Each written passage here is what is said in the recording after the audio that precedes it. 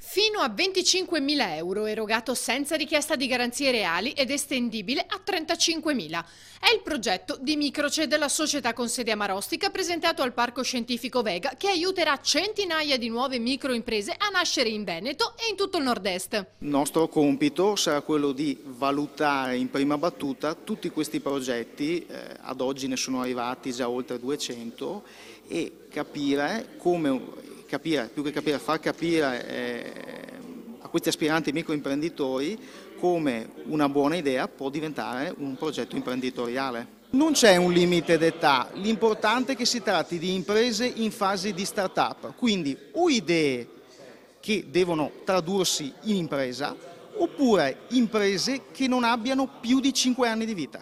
Lo scopo è quello di aiutarli a partire, ma seguirli passo dopo passo. Si tratta di prendere questi aspiranti microimprenditori, prenderli per mano, aiutarli a sviluppare quelle che sono le loro idee, aiutarli poi ad accedere al microcredito per poi accompagnarli lungo il loro percorso di crescita, quindi anche dal punto di vista di quella che può essere l'assistenza, la consulenza anche strategica su quello che è lo sviluppo della loro impresa.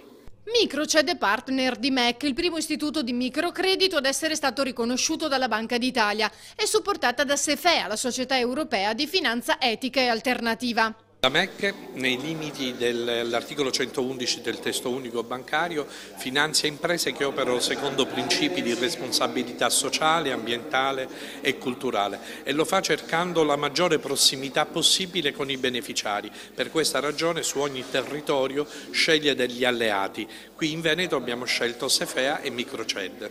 Ecco cosa dovranno fare gli aspiranti imprenditori veneti. Inviare una mail a info@microced.it e appena possibile sarà contattato per discutere del suo progetto.